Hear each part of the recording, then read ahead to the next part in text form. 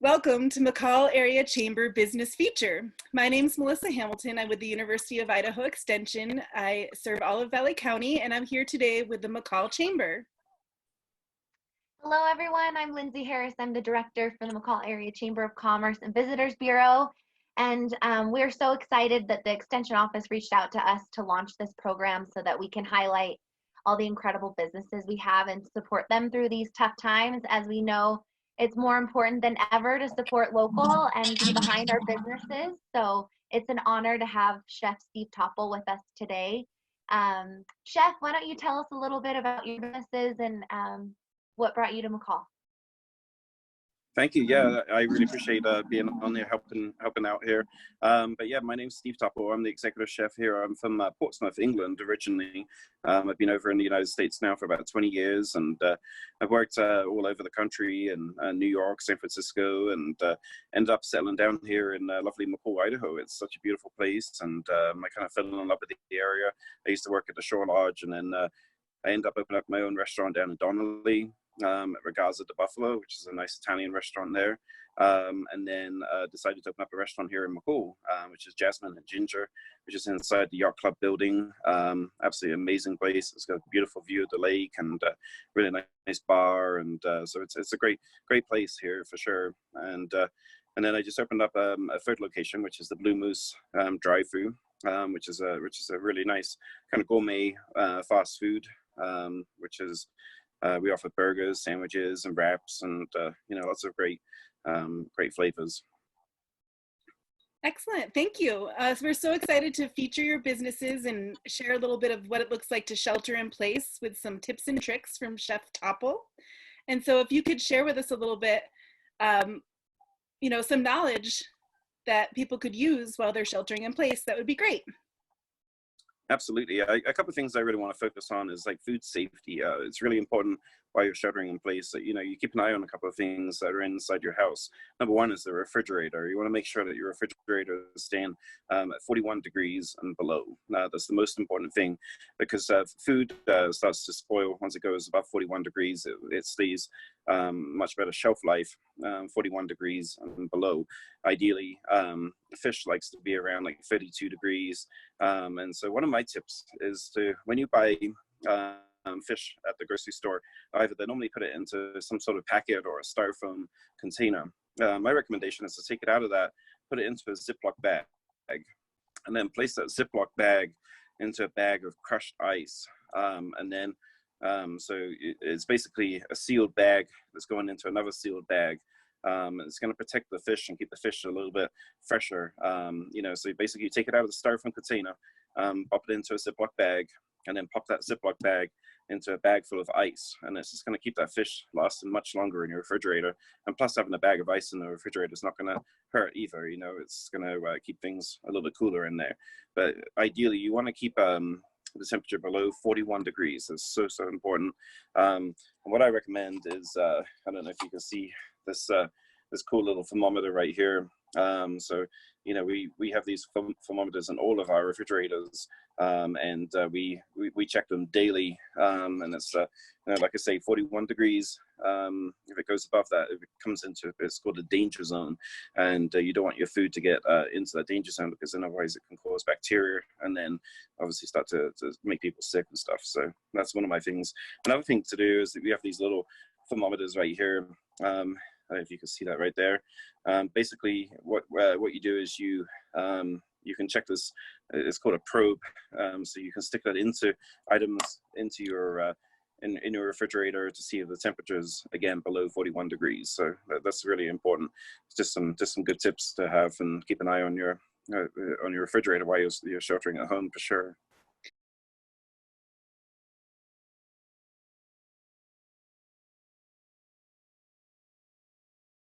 Are there any tips or tricks on how they should organize their produce or their meat, or different areas of the fridge that they should be tuned into? Yes, absolutely, for sure. So raw items need to be on the very bottom of refrigerators, so you want to keep your your poultry items on the very bottom. The reason why is because you don't want to have like raw chicken blood or anything like that. It's going to drip down onto like sliced roast beef or any of that sort of stuff. So you want to prevent cross contamination. So my recommendation is to store your raw meats on the very bottom, poultry first. Then you can do like raw beef, fish, and then you want to move up to produce. Normally, most household refrigerators have those little boxes that you pull out, the kind of plastic boxes that store produce better, much crisper and stuff like that. They're called crispers.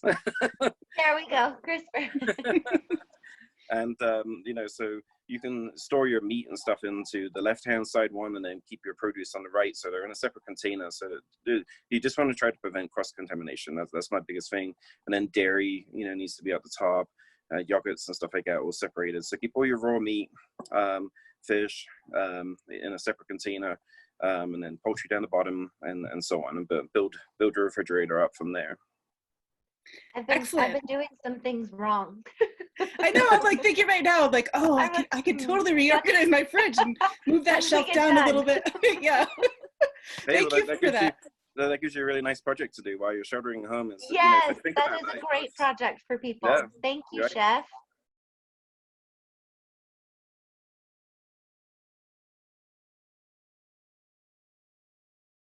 No problem. Yeah.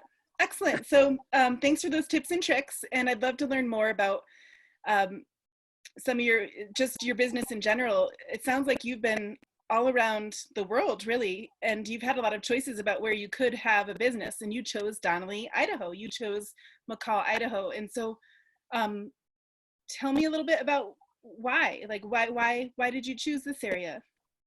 Well, number one, the area is just so spectacular. It's so beautiful.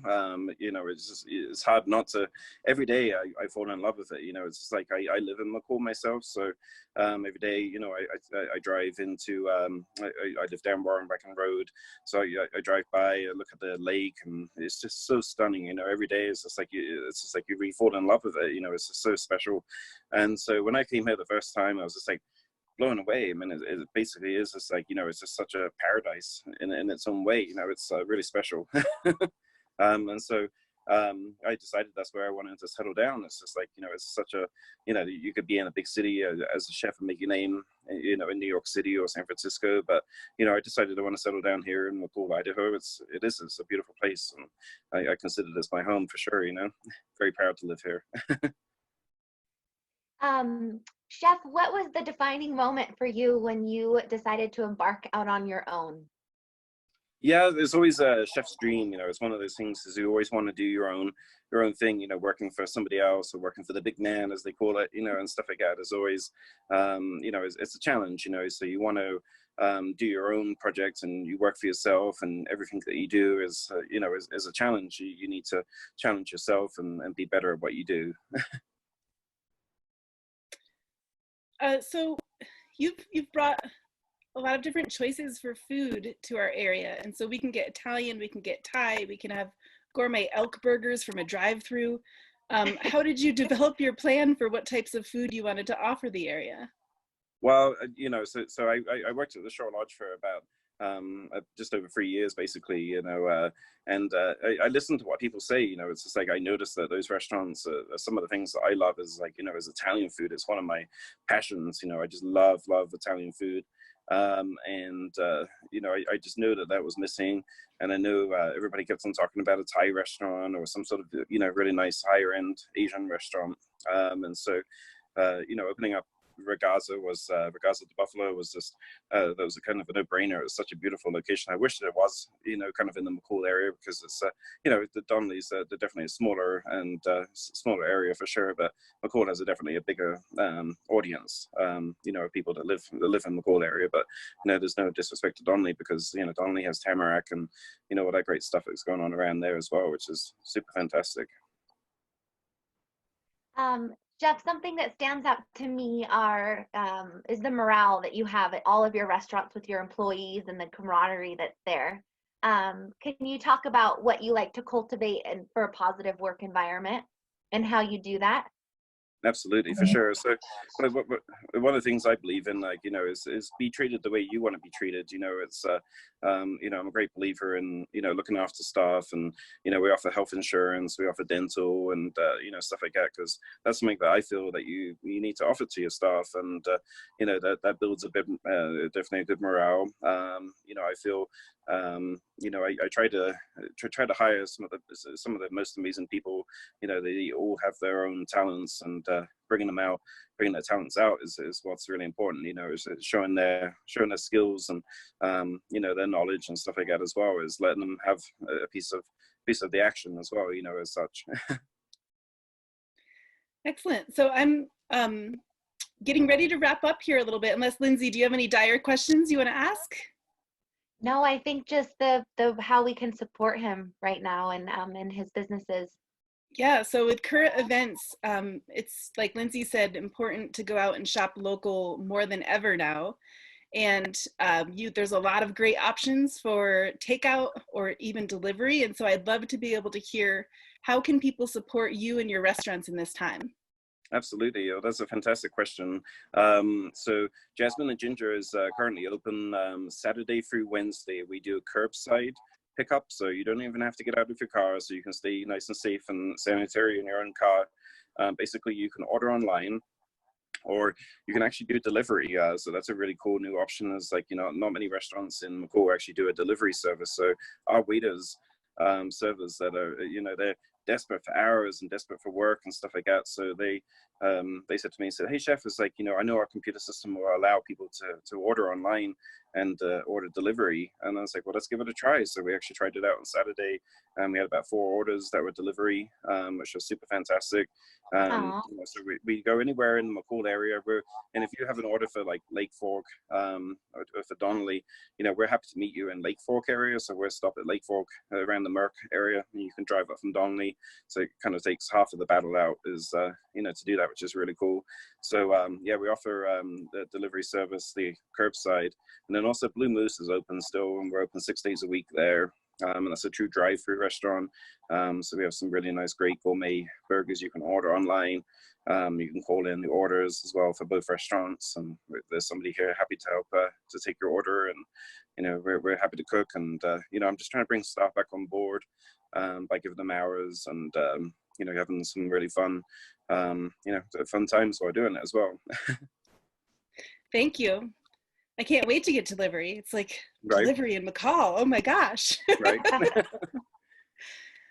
Something else that I just wanted to share. I've recently gone into buying a $5 gift certificate for the person that comes behind me. And so think about, like, what businesses you want to support, and buy a gift certificate, whether that be for you or just buy it for someone so they can randomly give it away to a stranger. I feel like it's a pretty hard time on a lot of people right now. And so if we can pass along a smile, that $5 could bring a smile to someone's day. And so right now we're paying it forward to nothing but the locals. So there's a lot of V plates around. And so I just wanted to give people a little nudge to just, you know, find that's another way you can support local business. And it's pretty fun. And I like to think of that, of people smiling when they get that gift. So Absolutely. Just challenge out there. No, absolutely. I was going to mention that that actually happened at Blue Moose the other day, and actually, like, it cascaded over numerous times and stuff like that. And so it's this community is just so incredible. I mean, that's you know, it brings a tear to my eye, because it's just so amazing. You know, people do that sort of stuff, you know. Yeah. So you might have $5 to give, you might have 20, you might have more, who knows, but just, it's the concept of making someone else smile. And so thank you for all that you do. I love, you know, going out and supporting our businesses. And so thanks for being there. Absolutely. Thank you. Thank you, Chef. Thank you, Melissa. We appreciate you. Yes. Bye-bye.